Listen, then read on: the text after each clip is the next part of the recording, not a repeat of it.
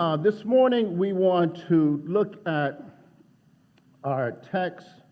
I call your attention to Luke chapter 14.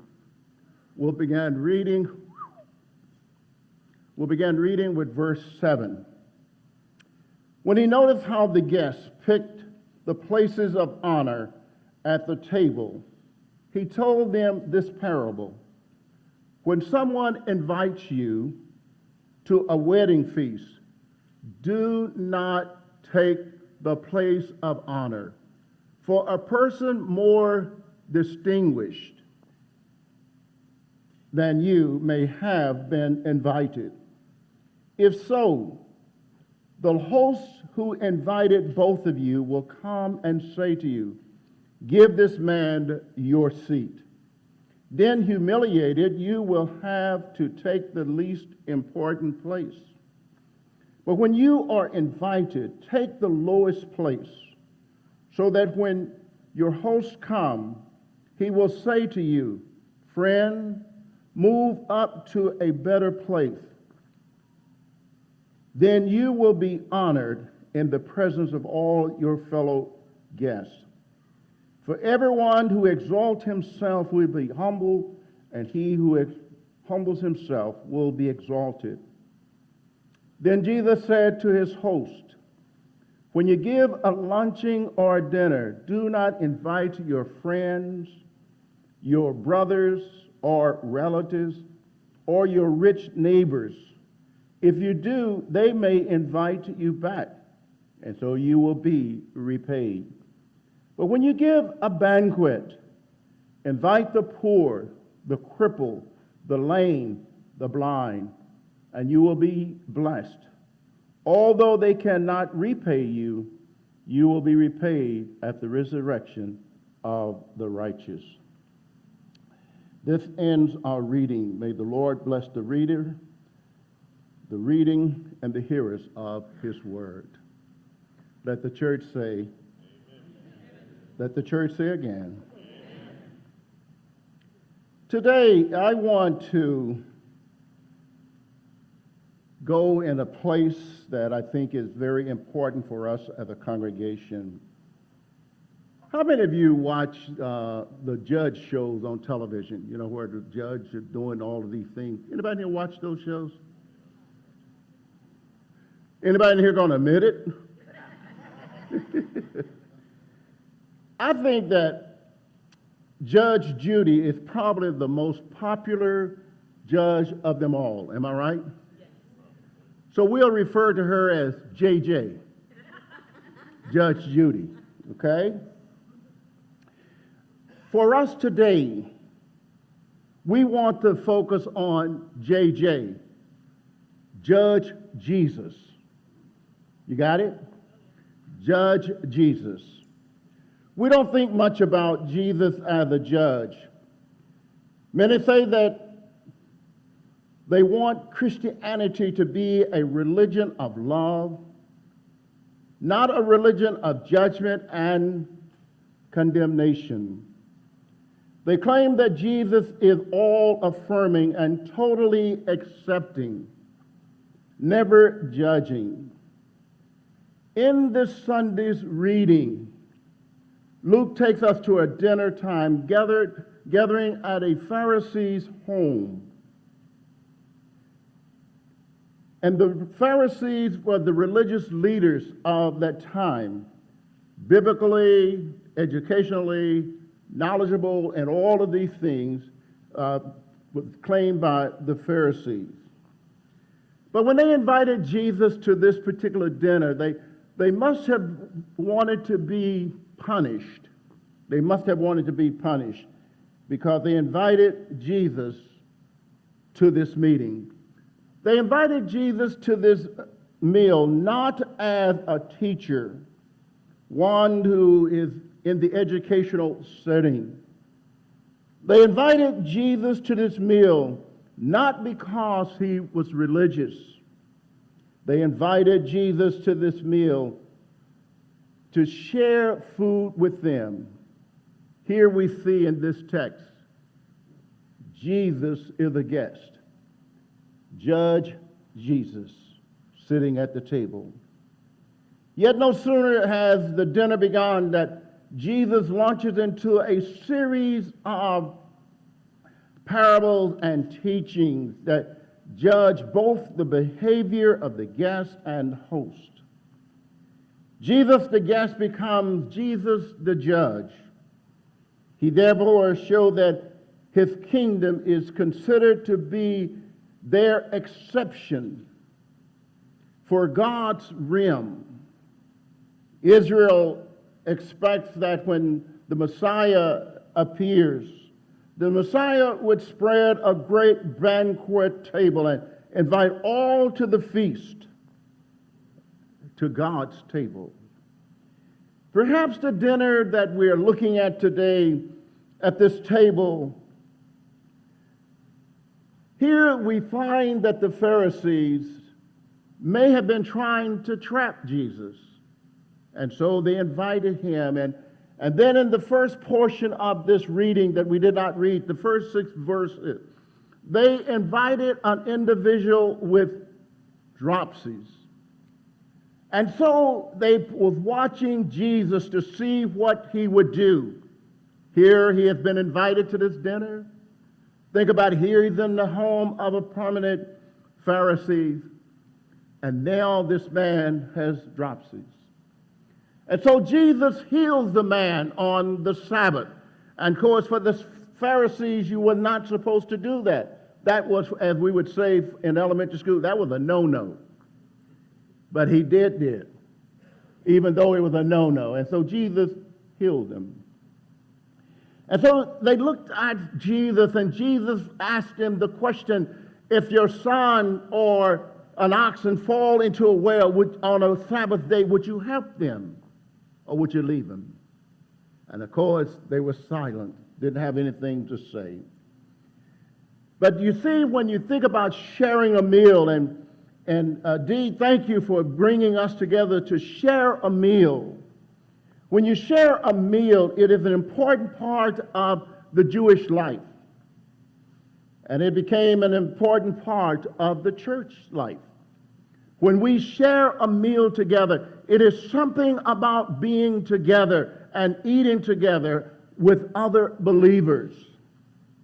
In Acts chapter 2, verses 46 and 47, we see this example. Every day they continued to meet together in the temple courts. They broke bread in their homes and ate together with glad and sincere hearts, praising God and enjoying the favor of all the people.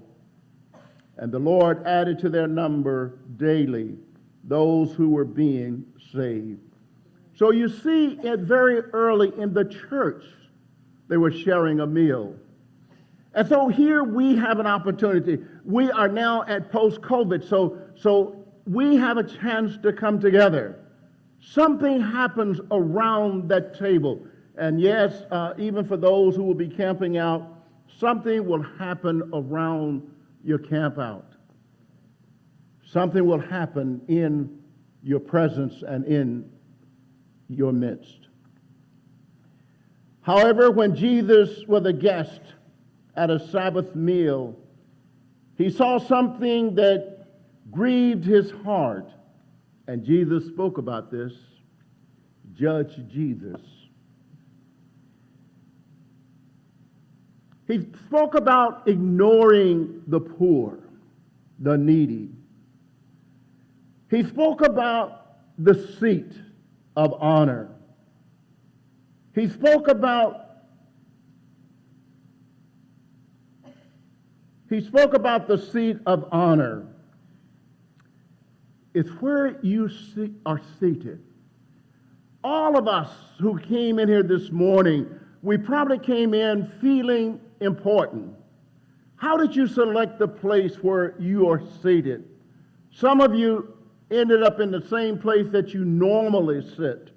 Others kind of move around and confuse the preacher. But that's okay. He still can find you. But here we see that They enter the meal and they are seated. And let's see what Proverbs chapter 3, verses 34 and 35 would say about those who are being seated in a high manner. Proverbs, he marks proud markers, but give grace to the humble. The wise inherit honor, but fools he holds up to shame.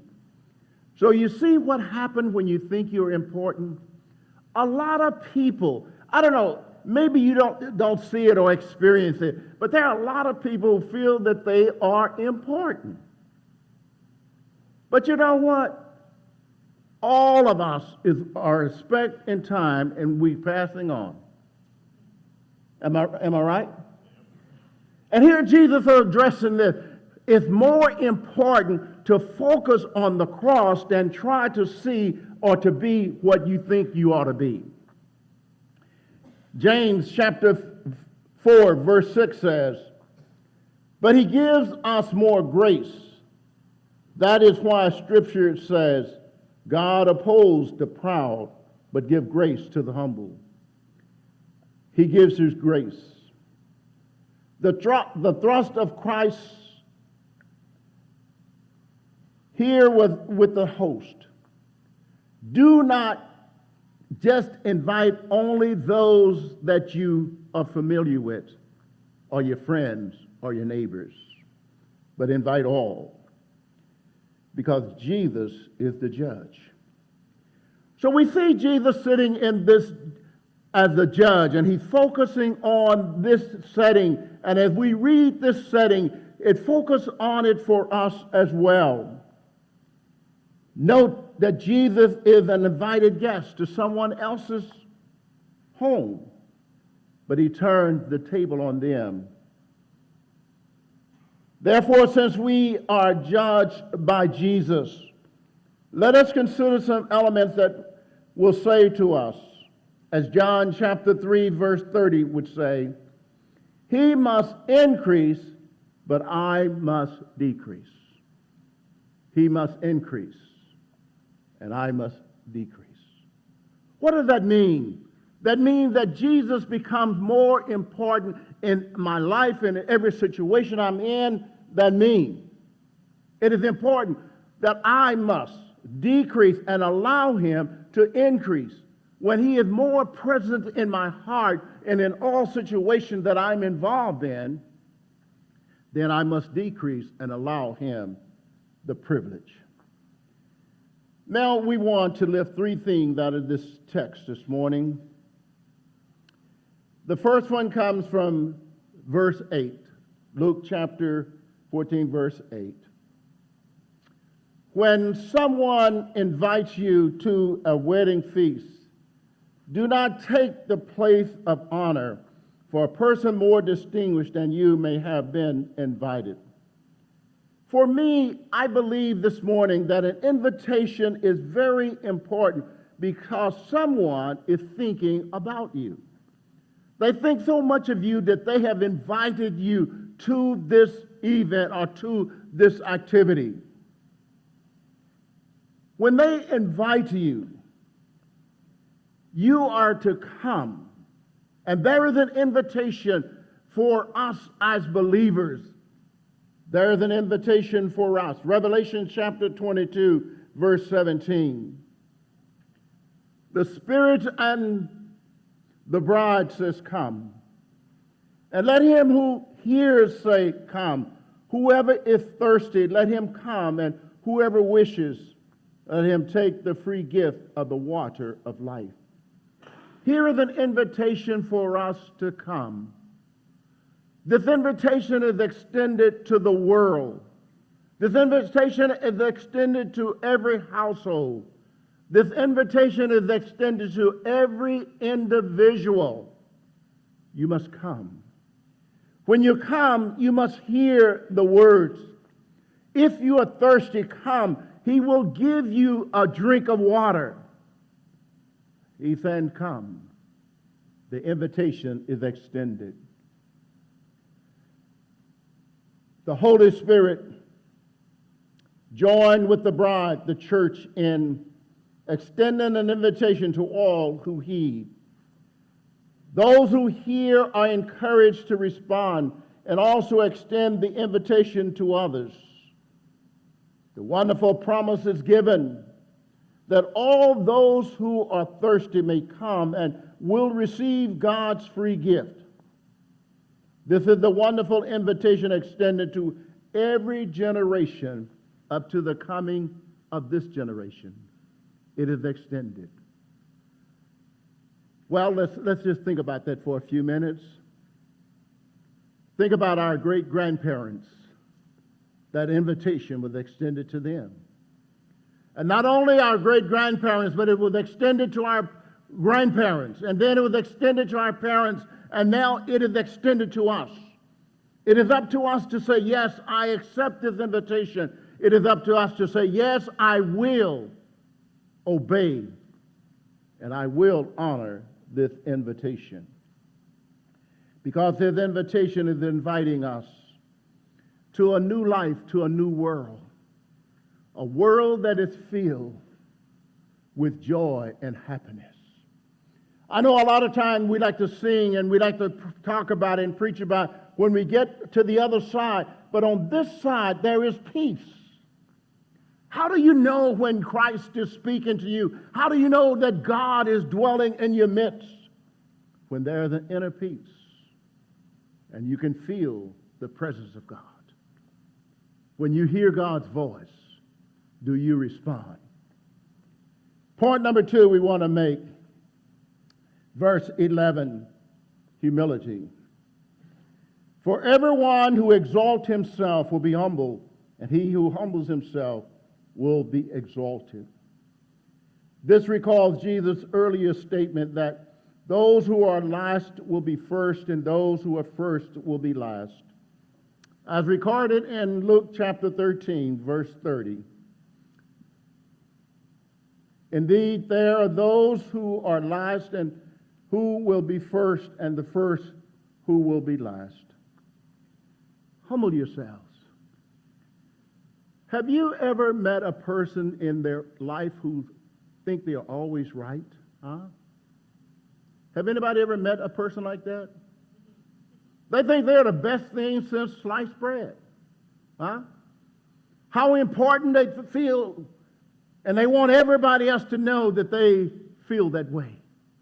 But the Bible tells us, as believers, we are to humble ourselves. We used to say, you have to eat humble bread.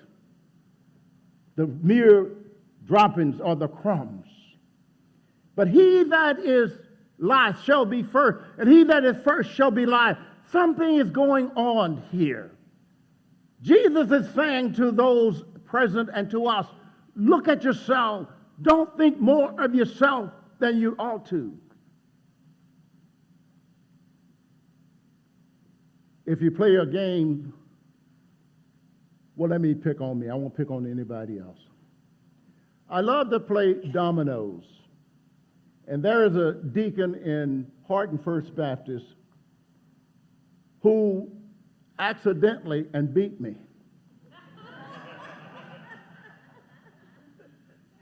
Because it's very hard to talk to everybody around you and play dominoes. And everybody was talking to me, and he accidentally beat me. And so what I did, in that church we had a certificate. And the certificate read, Pastor Callaway is the domino champ of this congregation. And I said, put it on your refrigerator. So the Sunday following the night that he beat me, he stood up and said to the church, I beat him last night. And when he said that and had a seat, and I said, you always let somebody win every now and then. Now you're talking about humility, right? Here, of course, for us, it was in fun. But I want to think, what if that really, really was not in fun? Then here I'm saying that I must be humble. You actually beat me, and I say congratulations to you. Huh? There was a lady that I attended her funeral last week in Junction City. In June, She was in a facility, very ill, and she loved to play dominoes. And throughout my ministry for 11 years, she never beat me. So I walk in with my dominoes, and she's in a wheelchair, and they've gotten her set up. And I said to her, and she's very ill, and I said to her, today I'm going to beat you so bad that you're going to cry. And she said, I don't think so, Pastor. And I said, let me know when you're ready. She says, I'm ready. The first game, zoop, zoop, I beat. I told you I was going to beat you. She says, I got energy for one more. And then I shuffled her dominoes and I got ready to beat this lady. She went zoom, zoom, zoom, and she said, I beat you. And I said, yes, you did. So she went to her grave saying, I beat Pastor Callaway. She really did. And at her funeral, I stood up and told the story because her greater family needed to know that she actually beat me. After 11 years of her being her pastor in her house with her dominoes, she still couldn't beat me. So guess what? I felt pretty good. But that's how humility, all of that was in fun. But there are people who are really like that. They say, I am the greatest. Like Cassius Clay. He said, I am the greatest. And yet, Jesus tells us that we must be humble. The third point we want to look at today, verses 13 and 14. But when you give a banquet, invite the poor, the crippled, the lame, the blind, and you will be blessed. Although they cannot repay you, you will be repaid at the resurrection of the righteous. And so this morning I stand here to say, who are we inviting to FBC Hiawatha? Are we inviting the poor? Are we inviting, if I like to use the modern day term, are we inviting the handicapped? Are we inviting the lame, the blind? If we are, then we will be blessed. What does it mean? Who are we inviting to this banquet? Huh? You see, if we invite each other, our friends, that means they will invite us back. But what about those who are without? What about those who are unchurched? What about those who are unsaved? What about those who say, look what I'm doing, I'm good at it? No, you're not. And I don't know, all my life I've lived like this. When people think something is so important, I said, look at the clock. Because you're a time traveler. It's going to get you too. Am I right? So there's no need. So who are we inviting to this banquet? Well, first of all, tell me, Pastor, what should we do? We must be unified when we invite people. Am I right? We must be unified. We must be able to work together. We must be able to serve God together. We must be unified.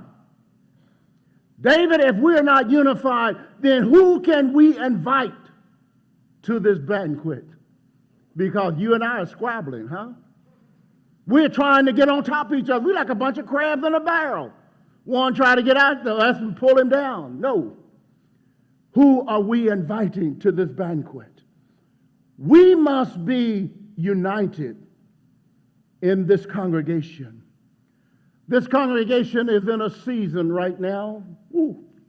Every season, God is present. But we are in a season, and we're going through this season with Jesus Christ as our leader. There's bumps on the road. It's like the book, The Pilgrim Progress. Christian is heading for the celestial city, and there are temptations, there are trials, all kind of detours trying to take him away. But he's heading for the celestial city. Ooh. I don't know about you, but I'm heading for the celestial city. So when we are mindful of this season, what should we do? We should watch. We should watch. How do I watch? I see what is not compatible with the scriptures. That's how I watch. I watch to see that what I do, what you are doing, if it is found in here, When I stand here and say, oh, look what I'm doing. Huh? Look what Christ is doing. When you sit there and say, look what we're doing. No. Look what God is doing. So you watch. And then the next thing we do is wait. Oh, Lord, that is the hardest thing to do in this world, is to wait. You come to church and the preacher talk about waiting. You go home. Well, you don't really get home. You pull out your phone and you want it now. When you turn your computer on, you know, if it takes a minute, you go like, what's wrong with it? Because you want to hear, you got mail. What is so important about that? But we must wait. Yes, I live in a world where it's hard to wait because everything is now. Everything is now. The prophet Isaiah said, but they that wait upon the Lord, they shall renew their strength. They shall mount up with wings as an eagle. They shall fly, and they shall run and not be weary. You must wait. Wait. In this season that we're in, we must wait upon the Lord. And then, because of Judge Jesus, we must pray. Woo! You know, you all hear me say all the time, I believe that prayer should be in the schools, but I believe we ought to put it back in the church first. Amen. And we have prayer meeting, and we'll get started again with prayer meeting on Wednesday at 12 o'clock. Well, Pastor, why is prayer meeting at 12 o'clock on a Wednesday? Because I'm targeting those of us who are sitting around. You see, those of us who are seniors, if we come together and sit together, we can pray for those who are working. We can pray for those young families who are struggling, because we've been there and done that, huh? Especially, so often I look at the cost of food and I go like, good grief, Linda, I'm glad we don't have children. Because either one of them would have starved to death or we'd have to do something else. And I admire those of you with young children, because it is difficult, because you're shopping in the same stores we are shopping in, and it is difficult. And so on Wednesdays, we come together at noontime. Those of us who can look back and say, thank you, Jesus. You brought me a mighty long way. And then we can pray together. Judge Jesus will judge us in that last day.